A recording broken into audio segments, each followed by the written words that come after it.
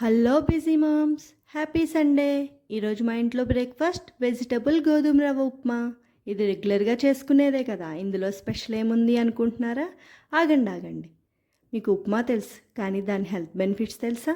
ఈ గోధుమ రవ్వలో fibre, iron and protein పుష్కలంగా ఉంటాయి. ప్రోటీన్ ఉండడం వల్ల మన ఓవరాల్ హెల్త్ ఇంప్రూవ్ అవుతుంది.